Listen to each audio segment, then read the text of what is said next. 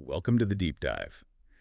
You know, for decades, one of the real holy grails in physics, something Einstein himself chased late in life, was this idea of a unified field theory. Yeah, the notion that electricity, magnetism, and gravity are all fundamentally linked, right? Exactly. But Right. today, we're not starting with, like, complex equations. We're starting with a high school student Mm-hmm. back in the 1920s. Thomas Townsend Brown. Right, an American inventor who claimed he actually saw that link. He saw it happening. Mm-hmm.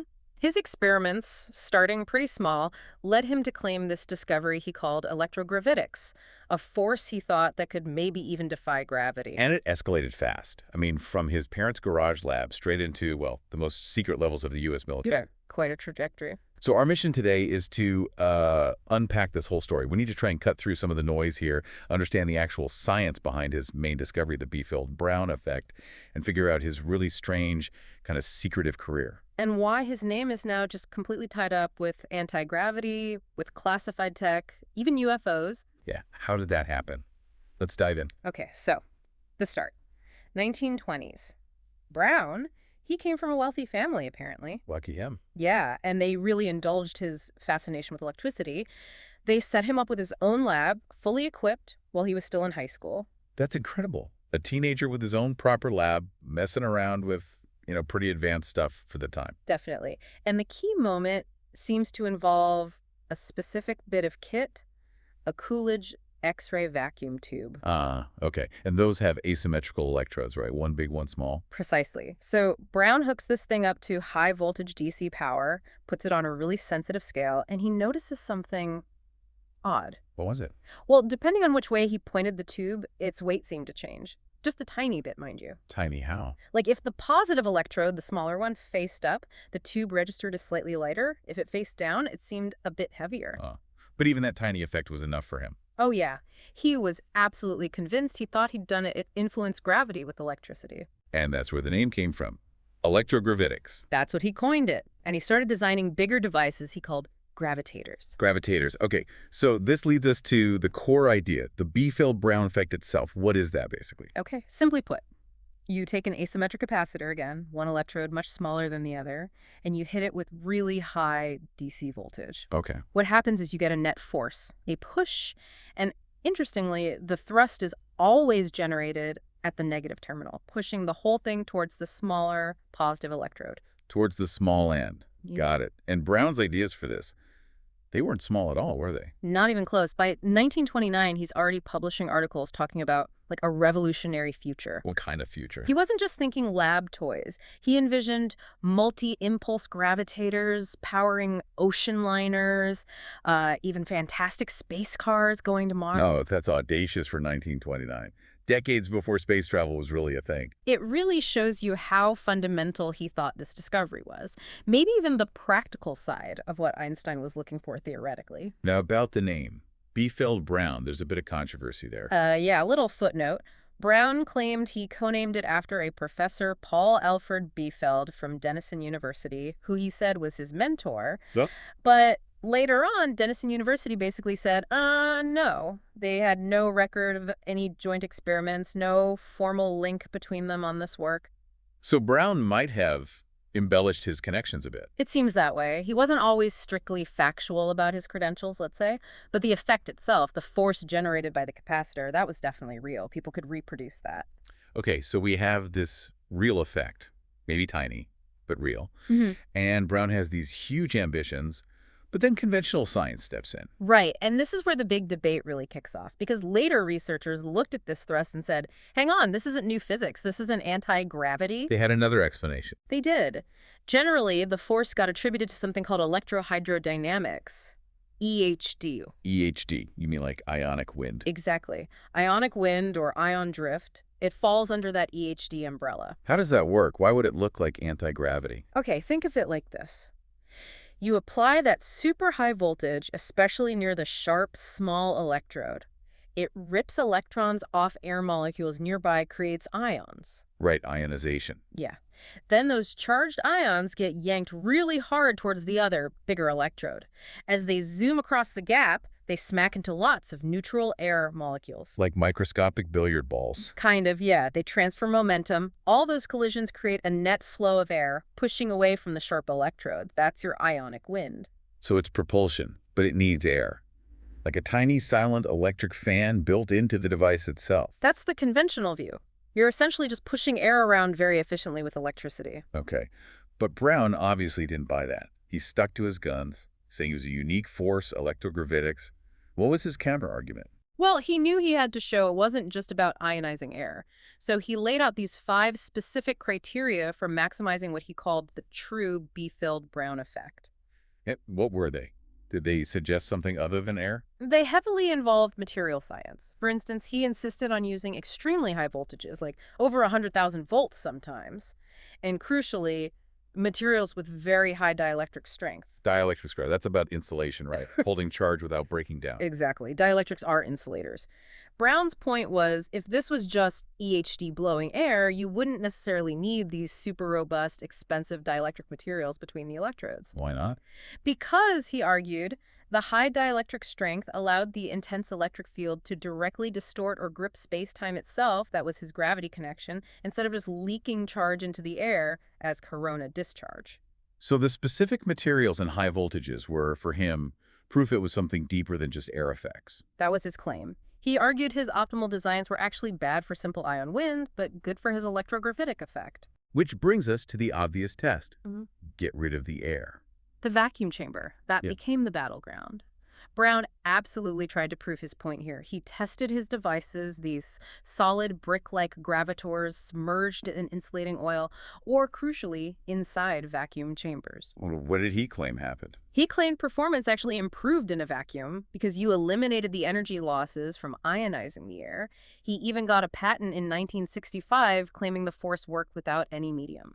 This is where it gets really interesting. Connecting his claims to, well, the military and classified world, he wasn't just tinkering, was he? No, not at all. He had connections pretty early on. He joined the Navy Reserve in 1930, worked at the Naval Research Lab, or NRL. Doing what? He was involved in things like a Navy Princeton gravity expedition in 32, a deep sea expedition in 33, often working with sensitive gear like sonar and radio. He was getting exposure to military research. But then things get murky. There are claims his life sort of split in two. Yeah, some biographers suggest he spent maybe half his career in classified military projects, and maybe the other half involved in, let's say, managing the information around that work, perhaps even covert intelligence. And his Navy departure seemed to feed into that mystery. It's really strange. 1942, he suddenly requests to resign. The record mentions it was to escape trial by general court-martial. A court-martial? Ooh, what? The official reason listed is just no comment. Very cryptic. Whatever it was, it cut his formal Navy ties. But it didn't cut his ties to advanced tech, because right after that, he ends up working as a radar consultant for Lockheed Vega Aircraft Corporation. Lockheed Vega. That was the precursor to the Skunk Works, wasn't it? Exactly. The legendary Skunk Works, famous for the U-2, the SR-71, top secret aircraft development. So he was right there in that lineage of highly classified aerospace work. So he's connected. Then jump forward to the mid-1950s. Suddenly, electrogravitics is a hot topic, a very hot topic, for a short while. Brown was demonstrating his devices to military brass, to scientists. It seems like there was a real surge of interest. Is there evidence of that interest beyond just Brown's demos? Oh, yes. You see aerospace giants like the Glenn L. Martin Company placing these big, prominent ads in scientific journals. As for what? Not for standard engineers. They were explicitly looking for scientists interested in new concepts in propulsion, specifically mentioning gravity research and the link between gravity and electricity. Wow. So the big players were seriously looking into this anti-gravity angle. It really seems like it. The whole aerospace industry seemed captivated for a moment by the idea of propulsion without rockets or jets. And then silence. Pretty much. Just as quickly as it flared up, the public research seemed to die down. The conventional story is that electrogravitics rapidly declined in popularity. Basically, it hit a dead end. But there's another theory, isn't there? The one that connects to his classified background. Exactly. The alternative explanation, especially popular in UFO and conspiracy circles, is that the research didn't die. It just went black. Meaning it became highly classified. Right. The idea is that it actually did get somewhere. Maybe it worked too well, and so it was pulled completely into the secret world, probably around the early 1960s. And that's the link. That's why T.T. Brown is such a huge figure for people interested in UFOs and secret government tech. Absolutely. If the military was chasing anti-gravity in the 50s and then suddenly went quiet, well, the conclusion many draw is that they succeeded and hid it. So electrogravitics becomes the go-to explanation for, well, for things people see flying that they can't explain. Precisely. It's often cited as the homegrown terrestrial technology behind UFO sightings, and not just general UFOs, but specific claims too. Like what? You hear claims that Brown's electrogravitics powers the B-2 stealth bomber, explaining its supposedly strange flight characteristics and radar invisibility. It's become a key piece of lore. And didn't it even feature in books about things like the Philadelphia experiment? It did. William Moore and Charles Berlitz, in their famous book, The Philadelphia Experiment, devoted a whole chapter to Brown, strongly implying his effect was the kind of advanced physics used by UFOs or in secret projects. It's a really compelling narrative. But as you said, it all comes back to that core scientific question. Does it work without air? Exactly. That's the linchpin. If it only works with air, it's just EHD. If it works in a vacuum, it's something else, something potentially revolutionary. So we have to look at the official tests done in a vacuum, right? To see if Brown's claims held up under rigorous conditions. Yes. And the results from places like the U.S. Air Force and NASA trying to replicate it in a true vacuum have been pretty consistent. What do they find? Well, let's take two key examples. In 1990, an Air Force researcher, R.L. Talley, tested a Biefeld-Brown type capacitor. He took the pressure way down to about 10 torr. Okay, 10 to torr. How good a vacuum is that? It's a pretty serious vacuum. Standard air pressure is 7.6 torr. This is 1/millionth of a torr. Getting close to space conditions. And the result? Talley found no measurable thrust. Nothing. Okay. What about the other test? In 2003, NASA scientist Jonathan Campbell went even further.